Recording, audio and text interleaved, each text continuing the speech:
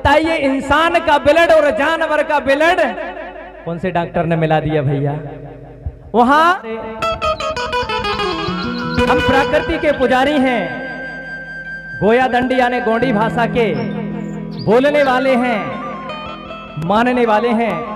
मूर्ति के पूजक हम नहीं, ये हमारा गोंडी धर्म है। क्यों नहीं है? जैसे आज देख रहे हैं यहाँ 5 कलश घट ज्योति, वहां कोई मूर्ति नहीं है। सामने जो ध्वज लगाए वहां भी कोई मूर्ति नहीं है। और हमारा बड़ा देव जहां है साजा की झाड़ में, वहां भी कोई मूर्ति नहीं है ना भैया।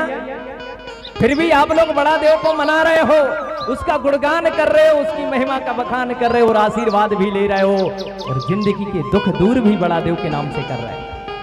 वहां कोई मूर्ति नहीं है। गांव में ठाकुर बाबा है, उसकी भी मूर्ति नहीं, गांव में ठाकुर बाबा की पूजा हो रही है। गांव में पटेल बाबा है, देखा ही नहीं है कैसा वो पटेल है, मूछ वाला है कि बिना मूछ वालों है कि जटा वालों है कि कमंडल वालों के घोटा वालों, नहीं देखे ना भैया।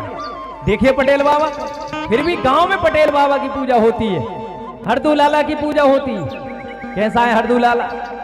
घटवैया देव, मेढ़िया देव।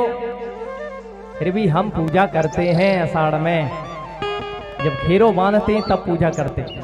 तो प्राकृतिक तरीके से पूजा करते हैं, निराकार पूजा करते हैं। लेकिन आज मूर्ति पूजा हो रही, भारत भैया गुणवाना के लिए इनके लोग कर रहे हैं कि मनो से बनाए मूर्ति, अरे मनो सही पूजन हारे। मनो से बना रहा है मूर्ति और मनसई पूजन हार। मनुष्य बनाए मूर्ति, मनसई पूजन हार। बा मूर्ति का दे सके, बुद्धिजन थोड़ा करो विचार, बुद्धिजन थोड़ा करो विचार। अरे हमने मिट्टी लाए और मिट्टी से हम ही ने निर्माण किया उस मूर्ति का। हाथ बनाए, नाक बनाए, आंख बनाए, कान बनाए, पैर बनाए, हम ही ने कपड़ा पहनाए, उसको आभूषण पहनाए और उसी के सामने ध्यान लगा के बैठ गए। क्या बोले? जय गणेश देवा, माता जाकी पार्वती, पिता महादेवा। एक दंत दयावंत, चार भुजाधारी, मस्तक सिंदूर सोहे मूस की सवारी। अब तुम्हें पता होना चाहिए कि वो गणपति भगवान की जो मूर्ति है बड़ी विशाल मूर्ति है और उनकी सवारी 100 ग्राम को चूहा। एक ही पांव रख दे गणपति ने तो पता नहीं चलने आए, पर उसको सवारी बनाया है, सवारी बनाया उसकी। 4 भुजा हैं। अरे 4 भुजा वाला मैया एक ही मूड के बच्चे को जन्म देती, 2 हाथ के बच्चे को जन्म देने में उसके दिल से क्या गुजरती है ये उस मैया से पूछो। और बताइए 4 भुजों वाला बच्चा पैदा हो रहा है क्या? क्या कोई माया 4 भुजा वाला बच्चा पैदा करेगी? नहीं कर पाएगी। लेकिन बता रहा है, एक दंत दयावंत, 4 भुजाधारी, मस्तक सिंदूर सोहे मूस की सवारी। 100 ग्राम को चौकरों को बाहा नहीं, ऐसा बताया गया। लेकिन छोटा सा जो जमीन से 1 अंगुल ऊपर नहीं हो सकता है, इतना विशाल गणपति बप्पा उसमें बैठेगा। आगे क्या कहा? अंधन को आंख देते, कूढ़न को काया, बांझन को पुत्र देते, निर्धन को माया। आज हमें कहिए था गुरुजी हमारे संतान नहीं है, ऐसो आशीर्वाद प्राप्त हो जाए कि हमारे संतान हो जाए। और हम के भैया गणेश जी धन लो और संतान होवा लो। भाई उधर कह रहा है ना, बांझन को पुत्र देते, निर्धन को माया, अंधन को आंख देते, कूढ़न को काया। आज दुनिया के अंदर कितने लोग नेत्रविहीन हैं, जिनके नेत्र नहीं हैं। किसी के दोनों नेत्र नहीं हैं, किसी के एक नेत्र नहीं है। लेकिन वहां भी भैया क्यों नेत्रविहीन हो? गणपति जी से कह दो अंधन को आंख देते। लेकिन आंख वो नहीं दिए तो भारत सरकार नेत्र शिविर लगाती है, जिनके नेत्र नहीं होते उनको नेत्र प्रदान करती है। ताली बजाना पड़ेगा। भारत सरकार नेत्र व्यवस्था करती है। अगर ऐसी व्यवस्था होती तो भारत सरकार व्यवस्था नहीं करती ना।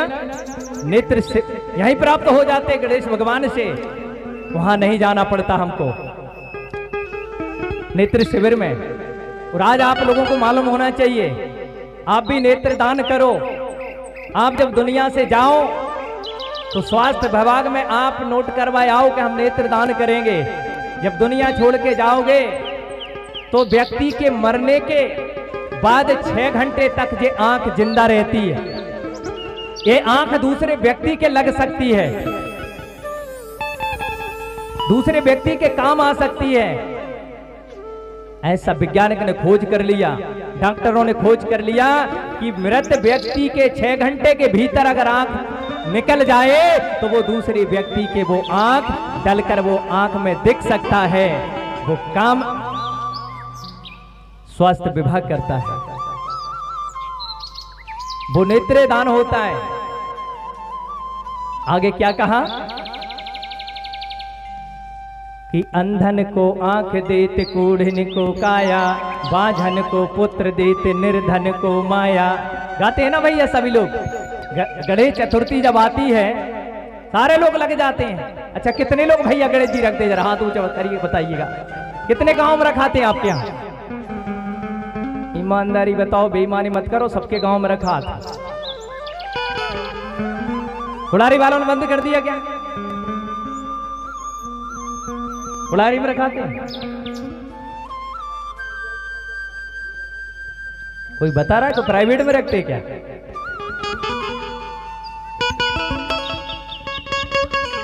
ये गणेश जी की मूर्ति का विधान हमारे कोया पनेम गुंडी धर्म दर्शन के अंदर कोई व्यवस्था नहीं है, क्योंकि हम प्रकृति पुजारी हैं, मूर्ति पूजा नहीं है। और उसमें गाया उन्होंने क्या?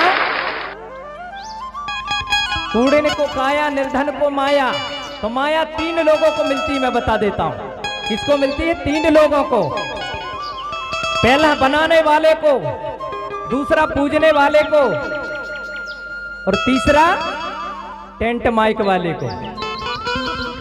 ताली बजाना पड़ेगा। 3 लोगों को माया मिलता है, बाकी नहीं मिलता है। अब ध्यान से सुनिएगा कैसे माया मिलता है। जैसे आप जाएंगे चांदौन में या बनखेड़ी जाएंगे, वहां से मूर्ति लाएंगे, छोटे स्तर से लेते हैं हम, तो कितना लाएंगे? 1100 रुपए मूर्ति लेकर आएंगे।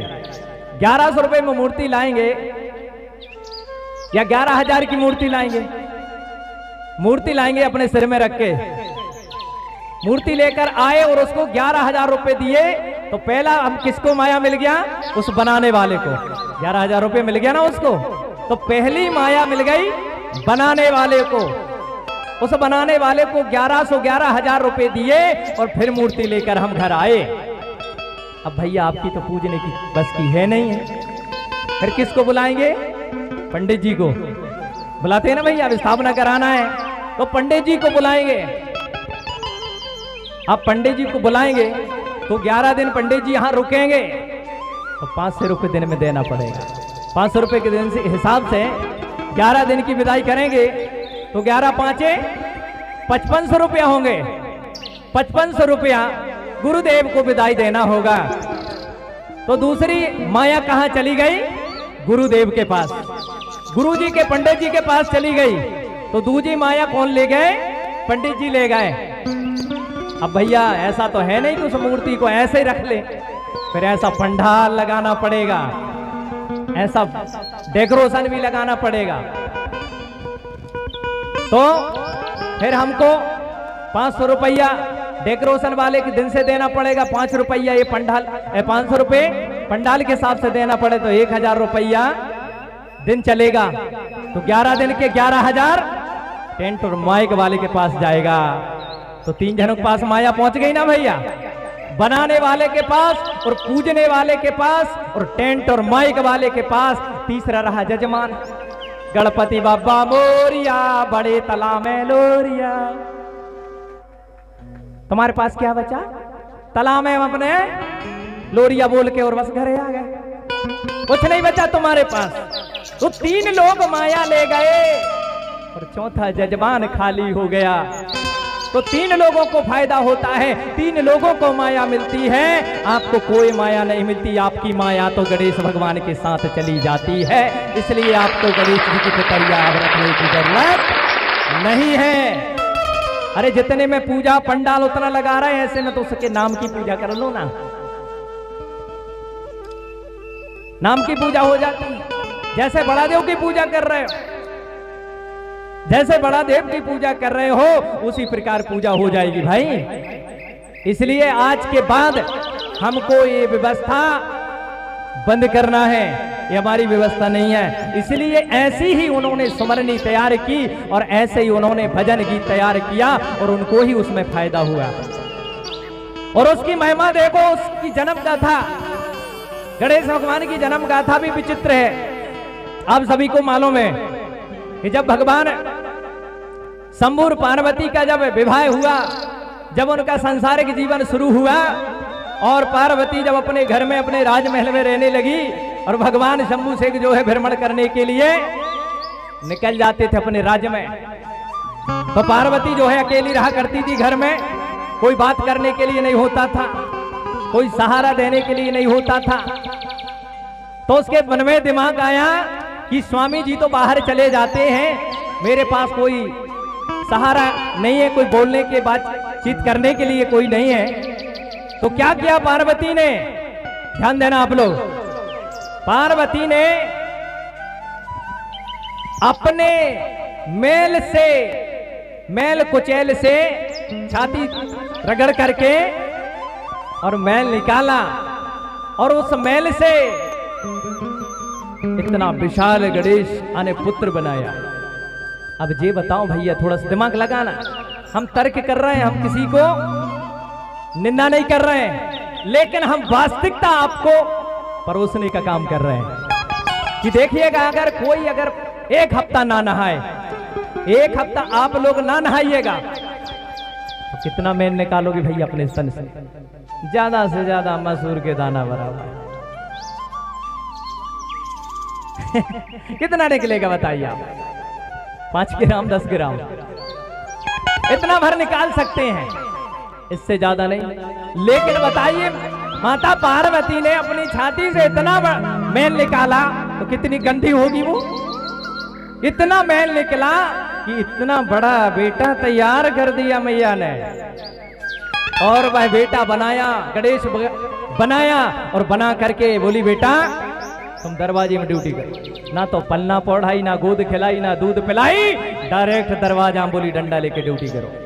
कोई भी आए अंदर उसको आने मत देना, उसको रोकना, उधर कोई भी आए, कोई भी नहीं बताई कि तुम्हारे पापा आए तो उनको भी आने देना, उनको रोकना मत। बोले कोई भी आए उसको अंदर मत आने देना। वह गणेश बेटा ड्यूटी में लग जाता है, माता पार्वती अंदर होती है। जब भगवान आए घूम घाम करके अपने राज्य से और अपने घर में जाने लगे, जब जाने लगे तो ये बेट लड़के ने रोक दिया, बोले बाबा बाहर। बोले कौन है बेटे? बोले मैं माता पार्वती का पुत्र हूं। बोले बारे, मैं पार्वती का पति हूं, मेरे को पता नहीं है तू मौजूदा कब पैदा हो गया। और जब बताओ जे बाप के पता न हो तो वो थोड़ो संशय तो कर है यार, के गड़बड़ है बात, पता नहीं जो कहां चक्कर चलत रहो, ऐसा सोचे ना भैया, दुनिया के लोग सोचेंगे ऐसा। जिसको पता ना हो अगर कि मेरी पत्नी के उधर में मेरा अमल ठहर गया है तो वो व्यक्ति क्या समझेगा। और जब अगर समय बढ़ जाए और फिर पता चले तो वो शक जरूर करेगा, ये तो भैया मायके से लेके आई है, ऐसा सोचेंगे ना। तो ऐसे शंकर भगवान बोले कि भाई मेरे को तो पता नहीं तू मौजूदा कब पैदा हो गया, और उनको पता भी नहीं था क्योंकि वो तो महल से तैयार किया गया। और महल से तैयार करके पार्वती ने वहां खड़ा किया, आपस में भोलेनाथ का और गणेश का संग्राम हो गया, युद्ध हो गया। युद्ध जब हो गया तो शंकर भगवान ने क्रोध में आकर के अपने त्रिशूल से उसका वध कर दिया, गणेश का गर्दन काट दिया। जब अंदर से पार्वती आई और देखी कि बड़ी मेहनत से मैंने बेटा को बनाया था तो तुमने उसको मार दिया, नहीं मेरा बेटा को जीवित करिएगा, जैसा का तैसा करिएगा। जिद पड़ गई, मैंने बहुत मेहनत से तैयार की थी। मुड़ कट के एक साइड फिक गई, दूर चली गई, कितने दूर चली गई कि बिल्ली ले गई पता नहीं। अब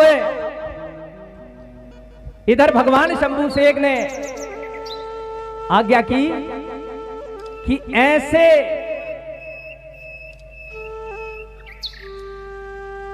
व्यक्ति की मुंह सिर लाइए जिसकी मां करवट बदल के सो रही हो।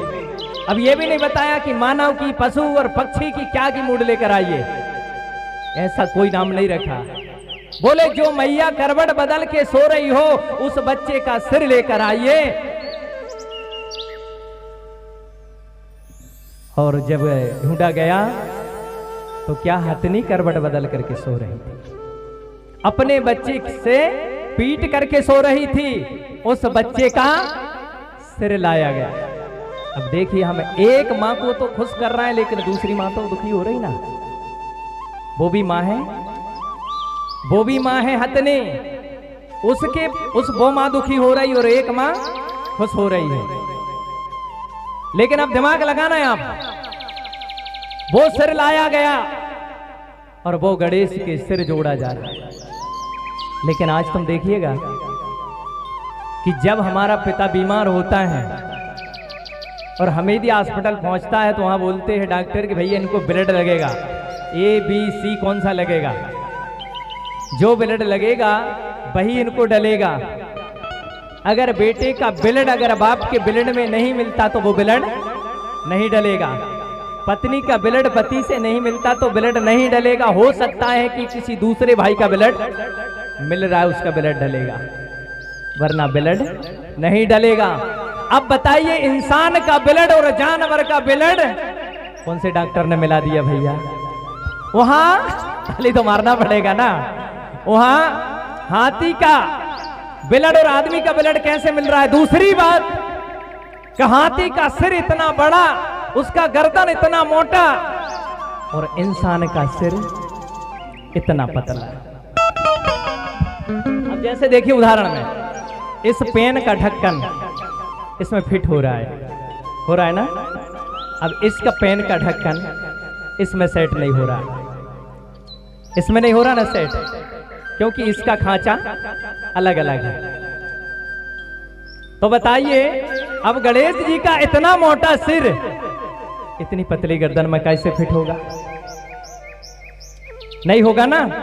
लेकिन वहां इंसान के सिर पर एक जानवर का सिर जोड़ा गया ना भैया, ऐसा बताया गया। और आप भी जोड़ के देखिएगा, आप भी जोड़ के देखिएगा, इंसान की जो नसें रहती हैं वे कितनी पतली रहती हैं, और जानवर जब इतना विशाल है तो उसकी भैया हाथ की मोटी नसें होती होंगी। लेकिन उसको मिलाया गया, क्या मिल सकता है? नहीं मिल पाएगा ना। और अगर उसको सही वैज्ञानिकता से अगर आप जोड़ेंगे तो हाथी का जो तन होता है वो आड़ा रहता है, उसका जो हाथी का जो गर्दन है वो ऐसे सर में जुड़ा हुआ है, और इंसान का जो शरीर है वो खड़े में है, और उस जानवर हाथी का सिर आड़े में है। और अगर उसको खड़े शरीर में जोड़ेंगे तो उसका मुख आकाश की ओर जा रहा है कि नहीं जा रहा? लेकिन आप कितने बेवकूफ बन गए कि आप मान गए एक जानवर का सिर एक इंसान के जोड़ दिया गया। ऐसा दिखा दिया फोटो में, तस्वीर में, और ऐसा आपको बताया जा रहा है, और गुणवाना के लोग दिमाग नहीं लगा पाए और उस मूर्ति के सामने हाथ जोड़ करके ध्यान लगा रहे हैं। ऐसा आपको भटकाया गया है, बुद्धू बनाया गया है। और ये गणेश भगवान की मूर्ति 1934 में कलकत्ता में कलकत्ता में बनाया गया 1934 में। सबसे पहली मूर्ति 1934 में इसका निर्माण किया गया। क्यों किया गया था? क्योंकि उस समय भारत के अंदर अंग्रेजों का जब आगमन हो गया